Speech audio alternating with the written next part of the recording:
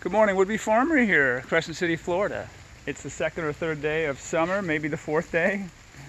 And it's kind of rainy and overcast.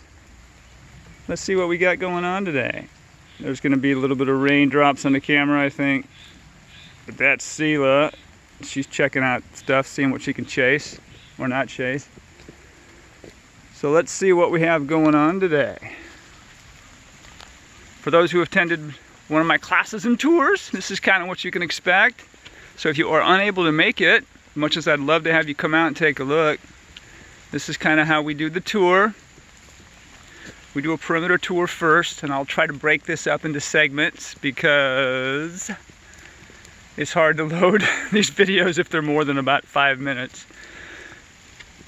But we are walking around the north side of our property, and I kind of hate the term property, our property, because it's about time we referred to the reality of the land that we are lucky enough to steward. This is taken land. And we don't have to roll our eyebrows and say, this happened a long time ago, I had nothing to do with it. Well, okay, I had nothing to do with it. But here's the thing.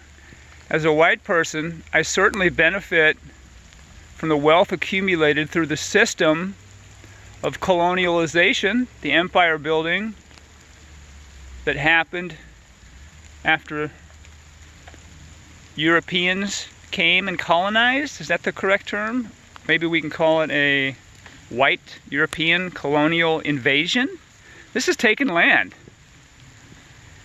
And until this continent that was red when white got here, and started to use black blood to build this empire, this vast empire. I know this is starting out heavy and starting out negative. That wasn't my intention, but hey, this is where we live. This is where everybody lives.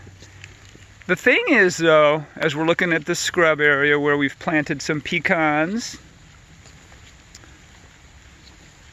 and some pignut hickories, and in the front planted I pulled a lot of natives that were in crowded areas in the forest, or popping up in places that weren't probably going to work out, like maybe in the driveway. I've put some native winged sumac, which produces nice red berries that some people use to make lemonade. Not to be confused with poison sumac, of course. But the winged sumac. Also planted American beautyberry, which are edible. Most people look at them in Florida as ornamentals, but they're definitely edibles. We eat them. We have looked that up. We have talked to many of the edible experts. We do eat them, put them in smoothies. Some people aren't particularly in love with the taste because it doesn't taste like your raspberries or blueberries that you might get in the store, but nonetheless, they are edible and plentiful and available. Free food. Who doesn't like food that grows naturally in their yard? So I've moved a bunch of those up.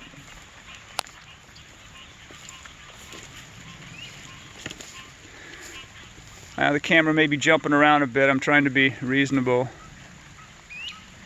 with my videographer skills. There's also vaccinium back here, blueberries. Native blueberries, that's what we're looking at right here. This blueberry has been very productive. I think I've probably eaten, oh man, 100 blueberries off this thing in the last couple months. That might be an exaggeration. Maybe it was only 95. But anyway, back to this land we are lucky enough to steward. I don't think the Native Americans were properly compensated.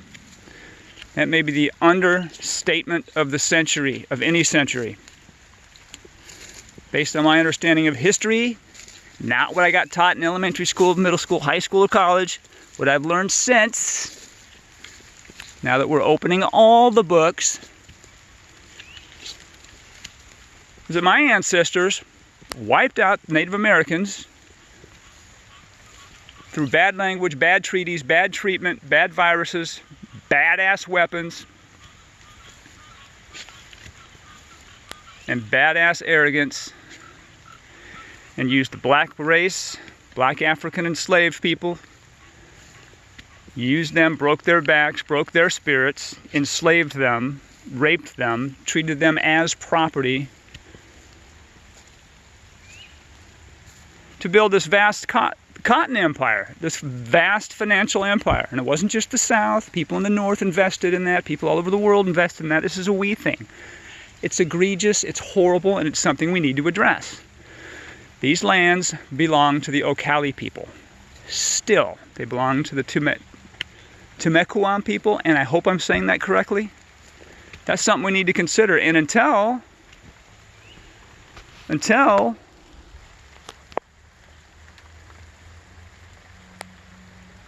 seriously, until the average Native American descendant dies with the same net worth, with the same access to all institutions, whether religious, government, industrial, educational, until they have the same access to all those institutions, as well as black African Americans, until they have the same access to all those institutions and die with the same net worth and have the same home ownership, and when things are truly across the board, hey, maybe we can quit talking about this stuff. But it's something that needs to be addressed.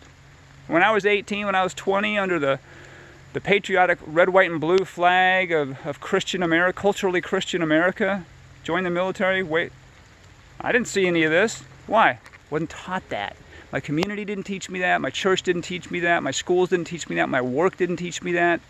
My social circle didn't teach me that. The Bible didn't even teach me that.